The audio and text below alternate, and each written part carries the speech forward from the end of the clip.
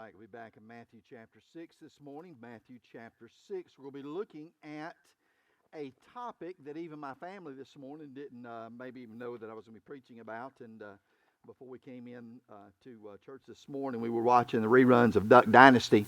And it was showing the episode where Jace and Missy's son was singing, and he started his band. He's traveling around, and he's riding around in an old beat-up VW van that wasn't very good, and was using duct tape for a seat belt and different things like that. And Mom and Dad went into it and revamped the whole thing. New engine, new brakes, new upholstery on the inside, seat belts that actually worked and things like that. And my daughter said, that's the advantage of having money. This morning, Jesus is going to teach us about money. About money. Because in Matthew chapter 6 and starting in verse 19, and the title of the message this morning is Money Matters. That if I were to go online this morning, my search my browser on my computer is Microsoft Edge, and when I go into Microsoft Edge, my browser is Bing. When you type in on Bing, money matters. Trust me, money matters. There's a movie named Money Matters. There's a song named Money Matters. There's a singer named Money Matters. There are podcasts, seminars for finances that are called Money Matters. And so when you begin to see how important even money is, and listen, it's no secret of what I'm getting ready to tell you.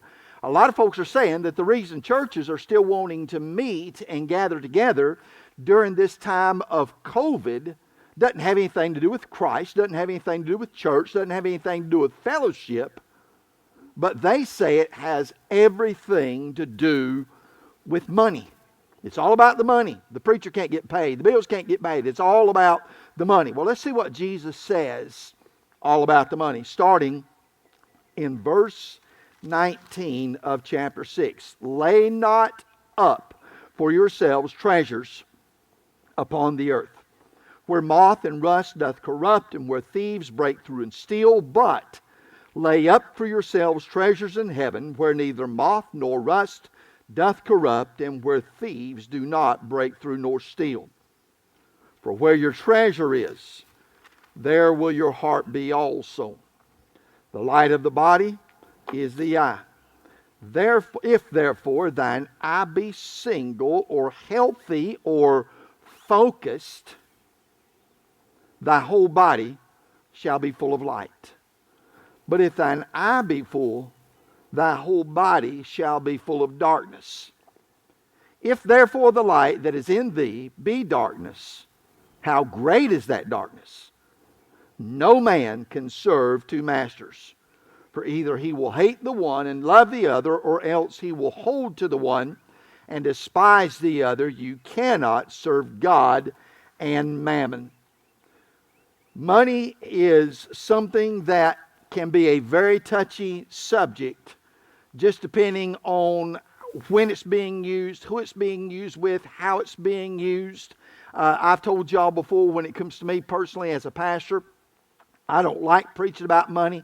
This message is not about tithing. I don't like preaching about tithing. I do preach about tithing, but no matter how a preacher or a pastor preaches about tithing, it has the danger of coming off as self-serving and just being a little bit singular as far as the ultimate purpose of the topic of the message. I have known of friendships, long-time friendships, that have ended over money.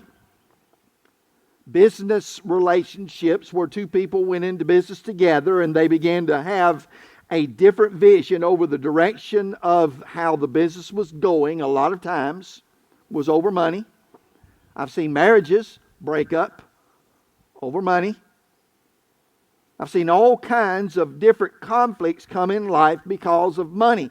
And it basically comes from what is written in the law of Moses in the 10th commandment that warns us about coveting our neighbor's things. Don't covet your neighbor's donkey. Don't covet your neighbor's house. Don't covet your neighbor's wife. Don't covet the other things that you see that people have and that God has blessed them with.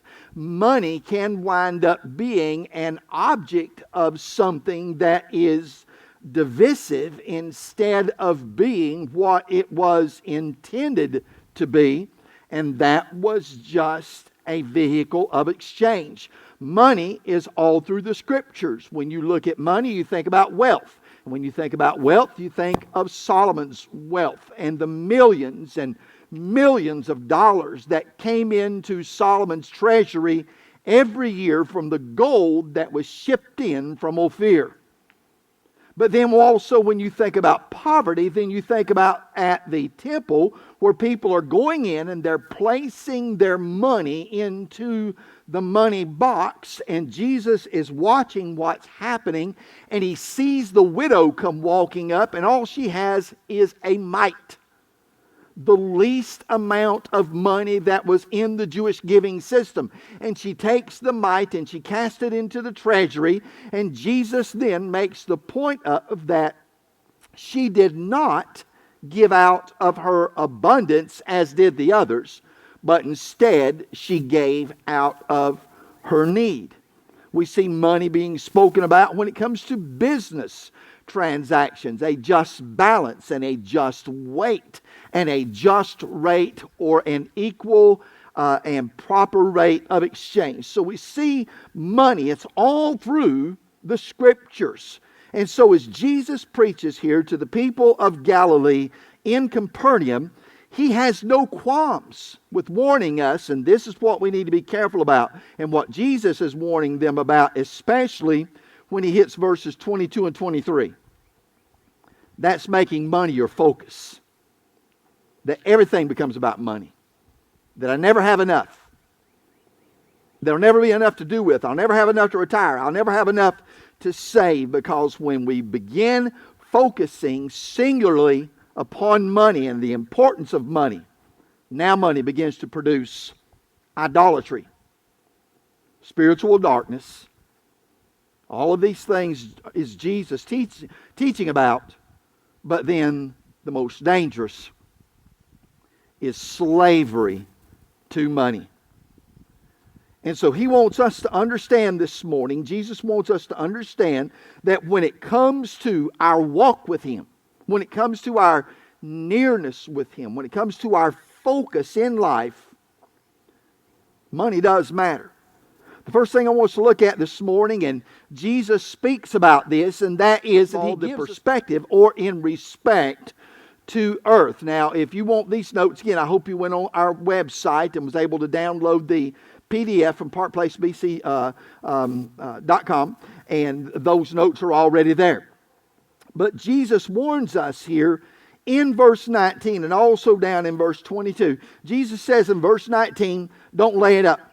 Lay not up, lay not up. So once again, Jesus gives that example of what we're not supposed to do in life. But when you look again in verse 22, and that's what I alluded to just a few moments ago, that we can see how quickly that what we treasure and what we value here in life can become so earthly. Let's make that a different word, that it also becomes very earthy. It becomes based here solely upon the things of life that are extremely temporary. So when we focus solely on money and willingly become singular in our goals of financial success, know that there will be some consequences that follow with that type of focus. Number one, I want you to see this right here. He says, your treasures are on earth. That's where they are. They're right here. Now they're within grasp. They're in your possession. They're in your eyesight. They are in your control. They are right here on earth. It is easy for you to access. It is easy for you to oversee. It is easy for you to manage or manipulate. If you've got stocks, you can move it over here, or you can move it over there, or you can move it into mutual funds. Bless Richard Burr's heart. He's not going to prison, but he's probably going to be in a lot of trouble because of mutual funds and what he did with insider information. He says he's not guilty. I say horse feathers. He's guilty, okay? Let's just be honest about it. He had information and he used it. He moved it into mutual funds. You can do those things because it's here. Well, what he did wasn't illegal, but it was unethical. It just wasn't right. And so when it comes to money and when it comes to things that we manage, Jesus is saying there's right and wrong. There's right and wrong. When things are here on earth and in life, it's right and wrong. And when your focus becomes so earthy, so secular,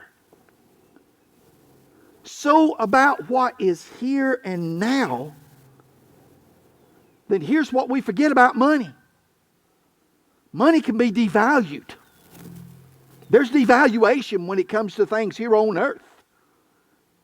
For those of us who have may at one time or another bought a new car, the moment you signed the contract and drove it off the lot, you lost value. We're talking about all these stimulus packages right now. Every dollar that they print extra for these stimulus packages devalues the dollar that you have in your pocket right now. It makes it less because there's more out there.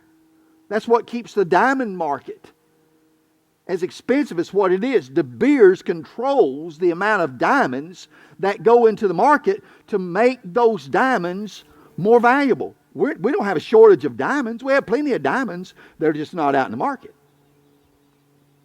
Jesus is saying here, when you make your vision so earthly, so secular, you forget that things can become devalued. Look what he says. He says, because your treasure's on earth, the moth can get to it. Now right there, he's talking to the Pharisees and those who have money that's in the crowd who were identified because, like Brother Chris, he's wearing purple this morning. Purple or indigoed, blue-colored clothing in the days of Jesus were symbolic of status, money. I just didn't have a garment. I have a garment that not only can I afford, but I can afford to have it dyed. I can afford to have color in it.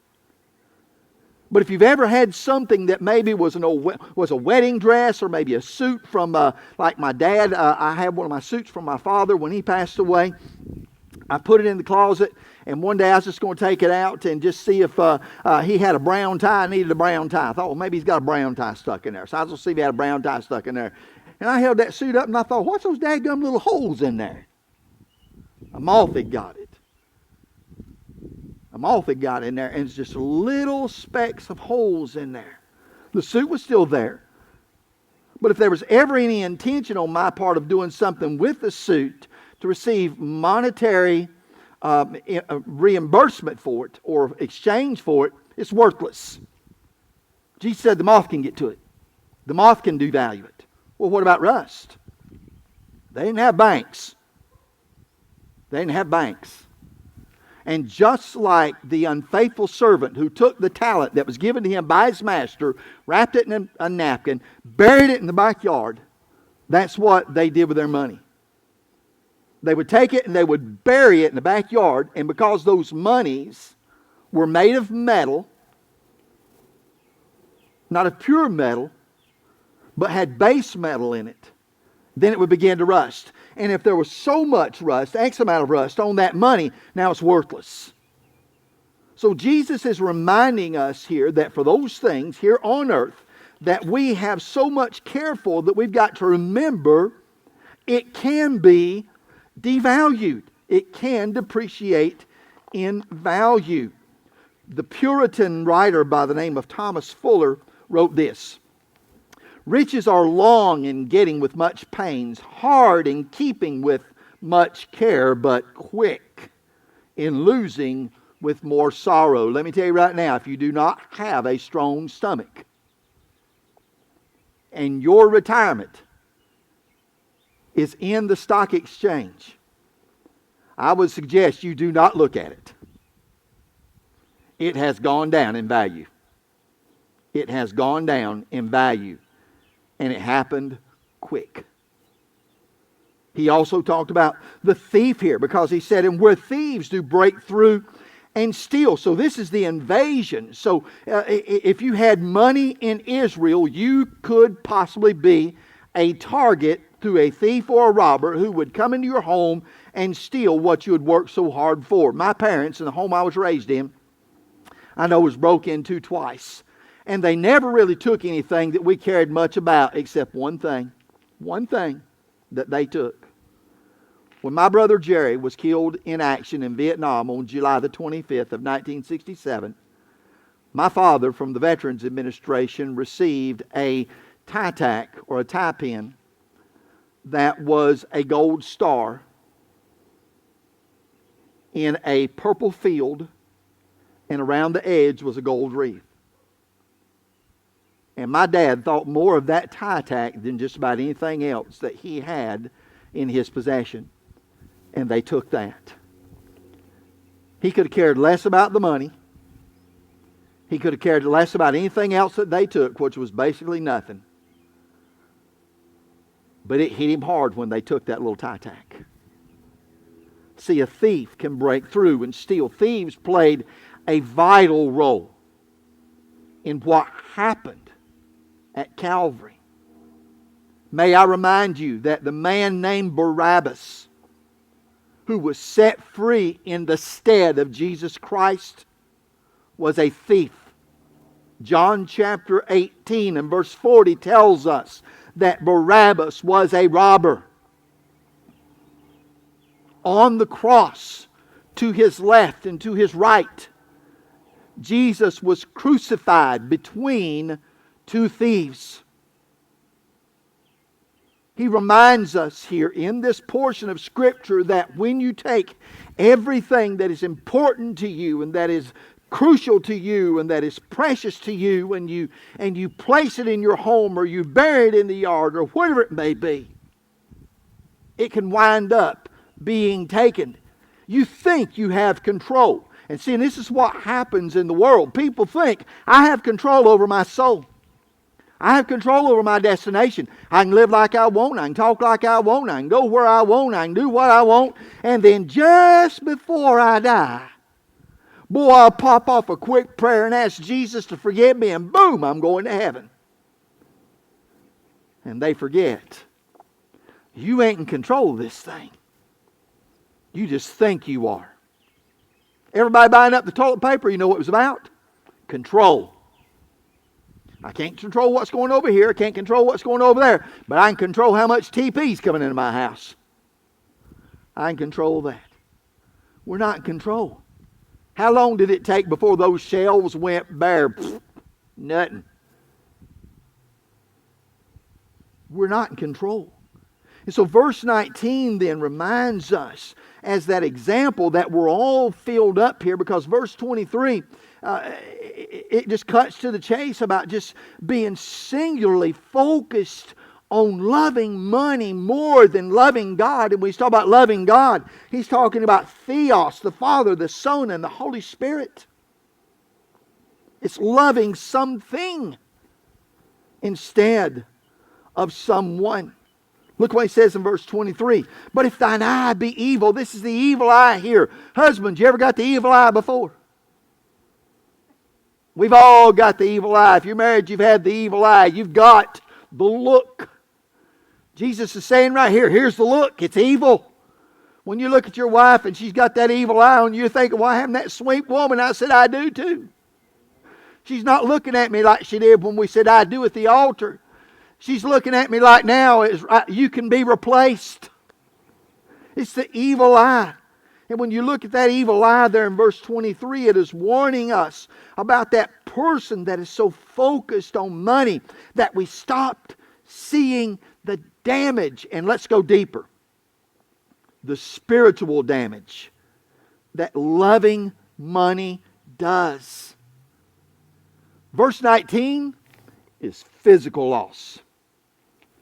Verse 23 is spiritual loss. When I take money and put it on the throne of my life,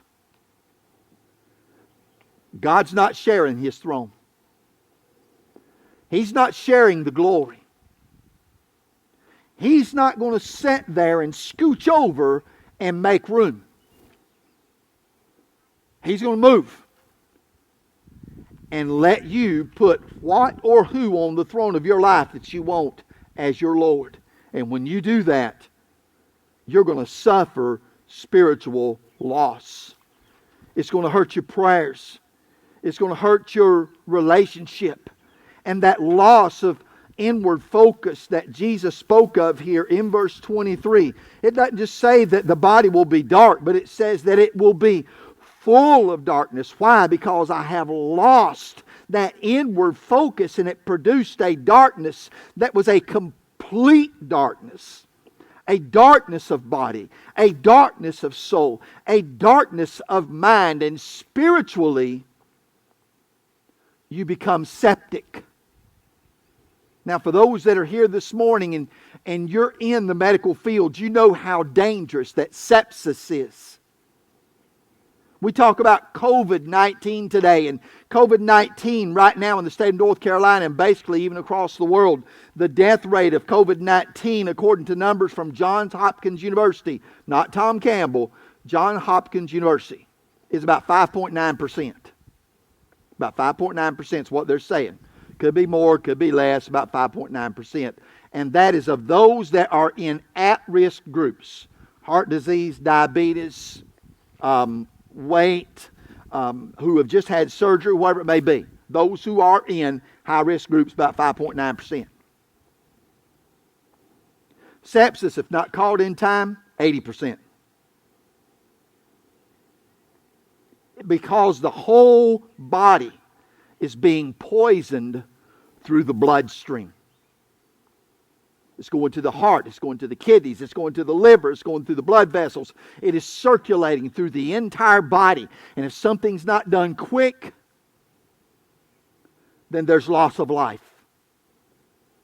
Verse 23 describes that spiritual mortality rate of the individual that is so focused on amassing wealth that there's just simply no room for the light of the world, whose name is Jesus Christ.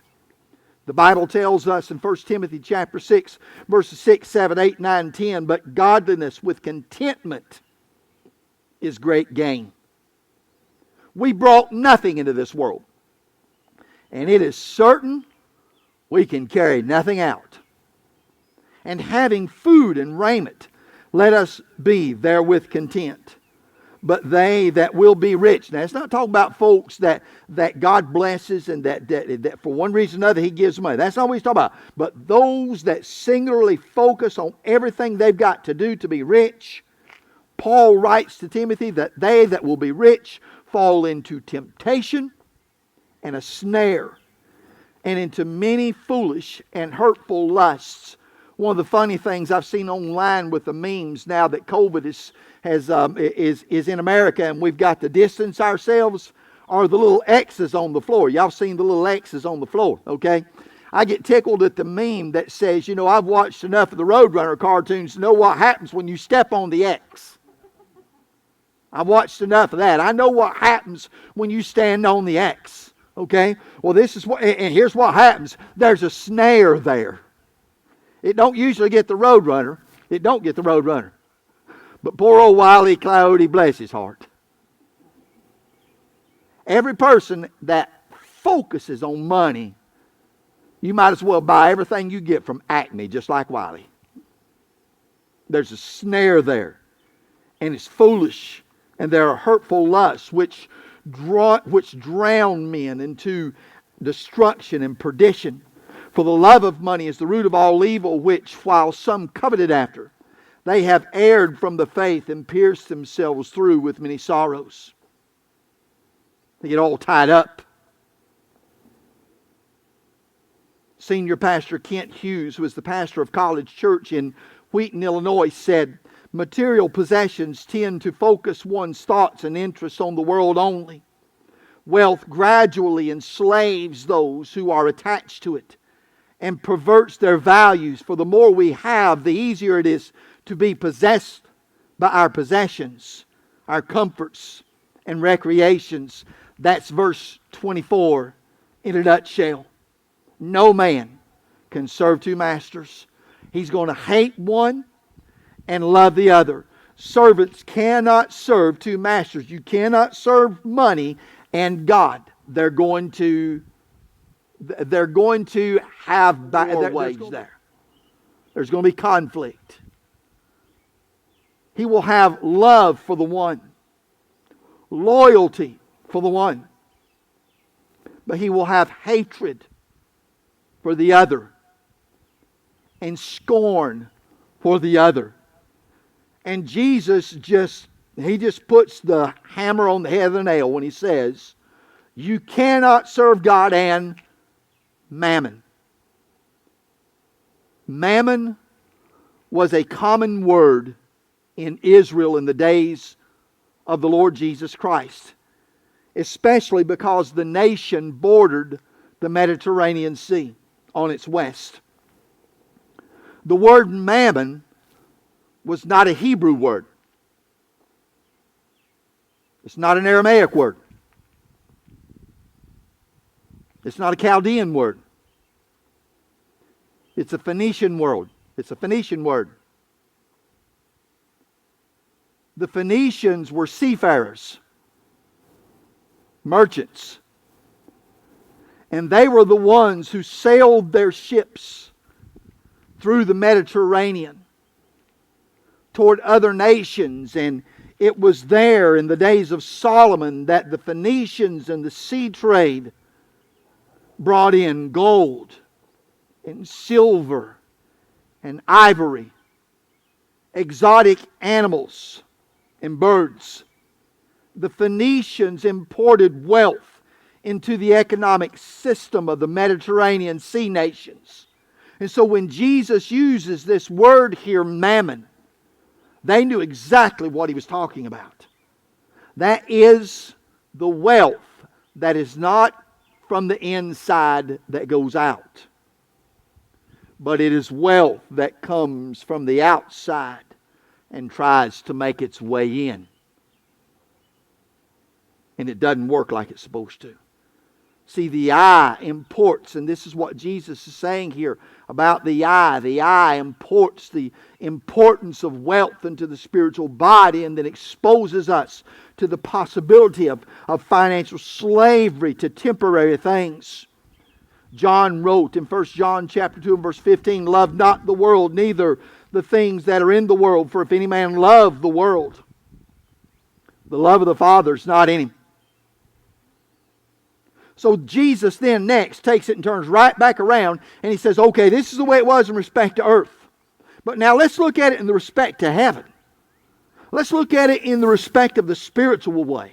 Let's look at it, if you will, a better way. And that's what the entire book of Hebrews is about. It's all about a better way. Over here was the way that Moses did it. Well, that was a way. But over here's grace.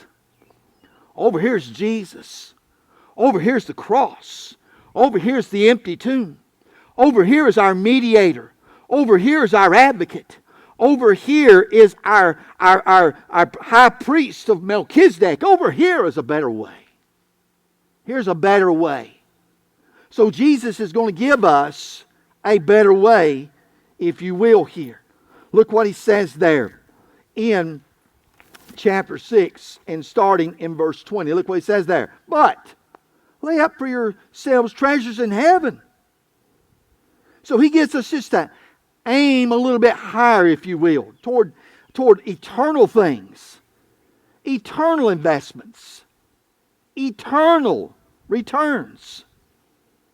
See, the dangers and challenges of our own security, if you will, becomes void. Jesus said it's void. It's fleeting. It's temporary. It's not real. It's only conceived in your mind and takes root in the heart. It's not real. The moth can ruin it. The thief can steal it. The robber can take it away. But what about what you put in heaven? Lay up for yourselves treasures that are in heaven, that now rest within the hope and the security that is provided to us in Jesus Christ. In other words, now I got Big Brother watching after it. And that's a better deal. He says right there, in heaven neither moth nor rust doth corrupt. That word corrupt means to render unapparent, to consume. In other words, what I put in heaven is still in heaven. What I put in my retirement account right now is extremely sad. But what I invest in heaven is still there. And if you will, drawing interest. Drawing interest. Moth can't get there. The rust can't get there. Thieves, Jesus said, do not break in and steal. One of the little funny things we see about people right there said, I don't call 911, I am 911. Well, guess what? Jesus don't call 911 either. Thieves don't break through and steal there. And so I hope that you have noticed that there is a massive difference in the two worlds through the words of Jesus Christ. He made no bones about drawing the extreme distinctions that are in between the two. Now you can spend your whole life worrying about earthly things. You can spend your whole life worrying about money matters. You can spend your whole life worrying about larger homes or fancier vehicles or bigger bank accounts or whatever it may be, whatever it is that just cranks your boat. I mean, whatever it is, you can just spend all your time doing that, but you need to understand if that's what you do, it can go away in a hurry. All it takes is a crisis. But in heaven, it's still there because of a Christ, a Christos, the anointed one, who has promised to us that in Him He is able to do exceedingly abundant above all that we ask or that we have ever imagined. I always think about this. If I can't, when I think about heaven, people want to describe heaven. Preachers do a horrific job, Brother Todd, describing heaven. We're awful at it. Because the Scriptures say, eye has not seen, ear has not heard. Chris, it hadn't even entered into our hearts. We've not been able to imagine what it is that God has waiting for us there when we get to glory. Think about what John saw in the book of Revelation when he said, and I looked up and I saw a holy city, a new Jerusalem coming down from God. And she's dressed, she's adorned like a bride ready for her bridegroom. Her streets are gold, her walls are jasper, her gates are made of pearl. Her seas and her rivers are crystal clear. And we can't even imagine these things. It's outside of our scope of understanding. See, these are what David described in Psalm chapter 16 and verse 11, where he says, Thou shalt show me the path of life. In Thy presence is fullness of joy. And at Thy right hand there are pleasures forevermore. Author Randy Alcorn, who is the founder and director of Eternal Perspectives Ministries, he wrote a book that's called The Treasure Principle. And he has a quotation in that book, and it says, He who lays up treasures on earth spends his life backing away from his treasures. To him, death is loss. He who lays up treasures in heaven, though, looks forward to eternity. And daily he moves toward his treasures. To him, death is gain. He who spends his life moving toward his treasures has reason to rejoice. And then he asks this question: Are you despairing? Or are you rejoicing? See, verse 21, and I'll stop right here, gives us a better care. Pat was told last summer after she had had her heart attack that she was told that she will now have a cardiologist for the rest of her natural life. There'll never be a time for the rest of her life here on earth that she won't have a cardiologist. She'll always have a cardiologist. But we see in verse 21 there, when it talks about that where your treasure is, that's where your heart will be. See, that cardiologist, he thinks he has her heart in his hands. He doesn't. That's possessed by a king. The King of Kings and the Lord of Lords. Someone who not only looks after the heart, but possesses the heart and lives within the heart and reminds us to take our treasures and to lay up for ourselves those treasures in heaven, because where our treasures are, that's where our heart's at. That's what we think about. That's what is important to us. And quite frankly, that's a lot better deal. And so if you're here this morning and you've never been saved, you've never been born again, or if you're listening by Facebook Live and you've never been saved and you've never been born again, then let me encourage you. Stop wasting your time on what's happening here on earth. Should we be informed? Yes. Should we be intelligent about it? Yes. Should we make good decisions on earth? Yes. But should that be our focus? No. No. Our focus should be on that which is to come. That who is to come. The blessed hope of the Church of Jesus Christ is when He comes again. And I believe that all this that we're going through right now is pointing to His return. Quickly. Quickly. If He does not possess your heart this morning, let me encourage you to give your heart to Christ. If you're here this morning and you're saved, but yet your focus is off, you're worried about things. Paul wrote to the church of Colossae in Colossians chapter 3 and verses 1, 2, and 3, and I'll close right here. If then you have been raised with Christ. If you're here this morning, you're born again and you've been raised with Christ. You know you're saved. Then seek the things that are above, where Christ is, seated at the right hand of God. Set your minds on things that are above, not on things that are on the earth. For you have died, and your life is hidden with Christ in God. Let's make our hearts matter. Because where your treasure is, that's where your heart is.